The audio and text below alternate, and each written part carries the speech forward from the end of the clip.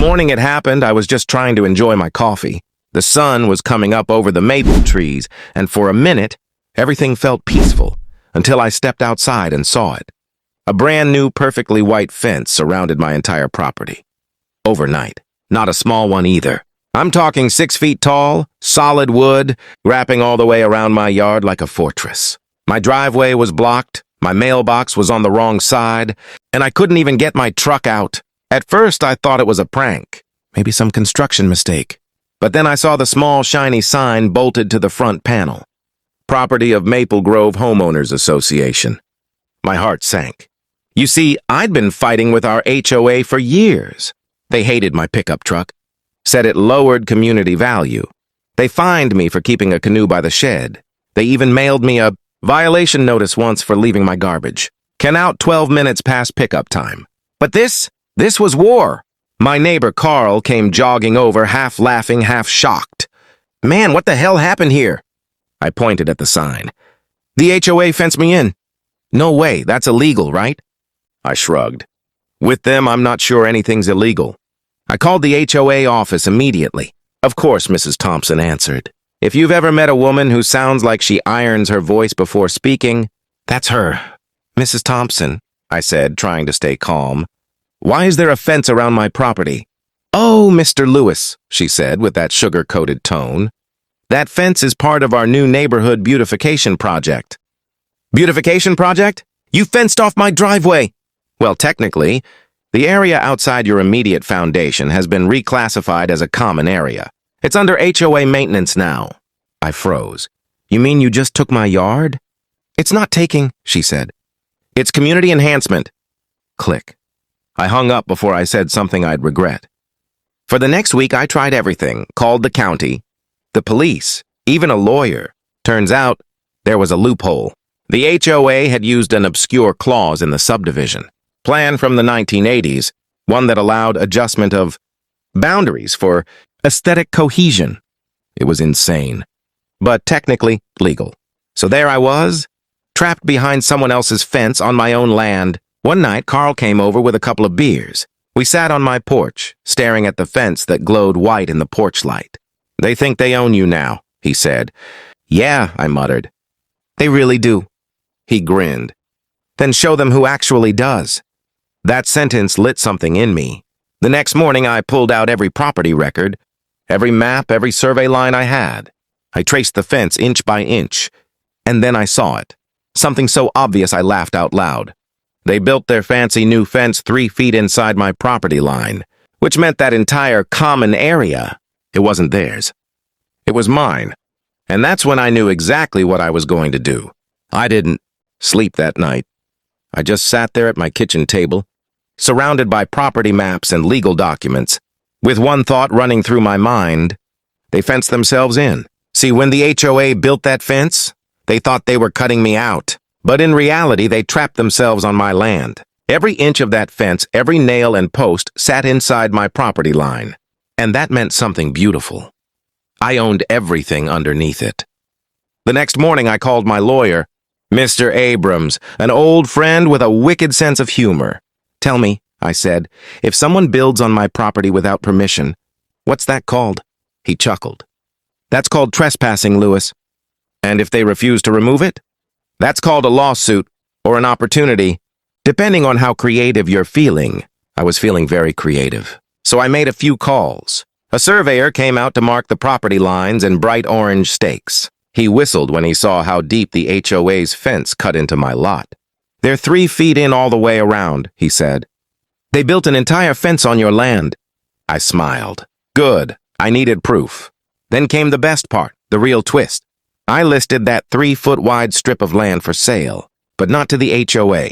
No, I called a small real estate investment company that specialized in nuisance properties, the kind of people who buy weird, unwanted parcels of land just to make a point or a profit. I told them, I've got something you might want.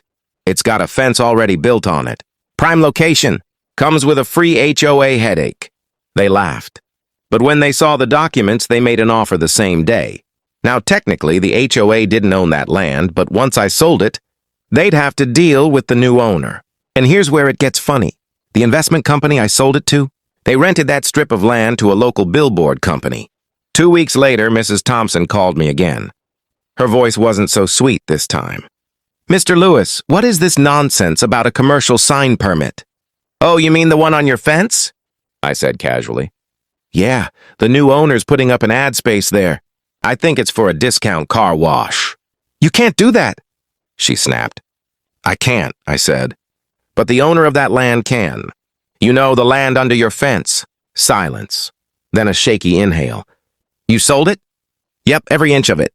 I could almost hear her jaw clench through the phone. The HOA called an emergency meeting that night, but it was too late. The paperwork had already gone through. The deal was done, and the billboard permit was approved. Now there was nothing they could do except watch. 2 weeks later, I heard the rumble of a truck early one morning. I stepped outside, coffee in hand, and there it was, a crew unloading steel beams, drilling holes right into the ground under that white fence. Mrs. Thompson came storming down the street in her floral robe, waving papers. "What is the meaning of this?" she shouted at the workers. One of them just shrugged. "Talk to the owner, ma'am. We're just putting up the sign."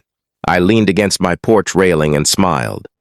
By the afternoon, the fence that once trapped me had a brand new addition towering above it, a massive, gleaming billboard, and on it, in big, bold red letters, it said, "Maple Grove HOA, now leasing trouble."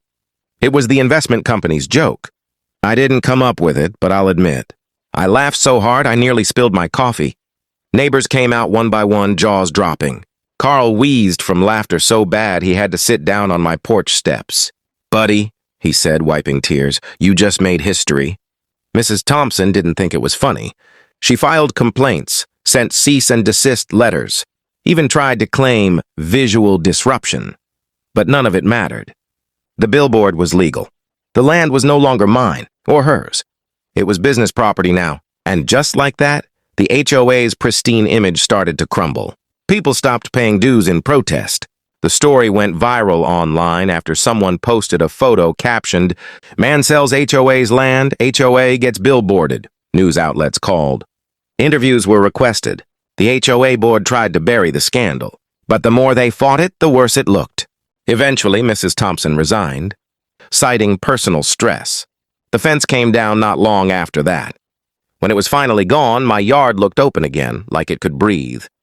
I remember standing there watching the sunset spill through the trees, and for the first time in months, I felt peace. Carl came over that evening, 2 beers in hand. "You won, man," he said, handing me one. I smiled, but I shook my head. Nah, I didn't win. I just reminded them that power doesn't mean control. He raised his beer. "To freedom from fences." "To freedom," I said, clinking bottles. Later that night, I sat on my porch, thinking about everything that happened. About how one fence turned into a war, and how that war turned into a lesson.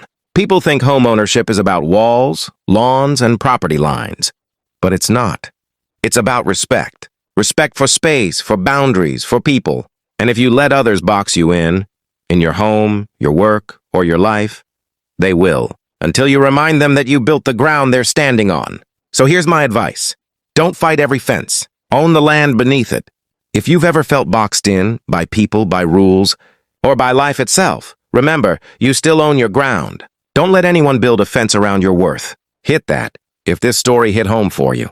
Comment the word freedom if you've ever had to take back what was yours. And share this story with someone who needs to hear it.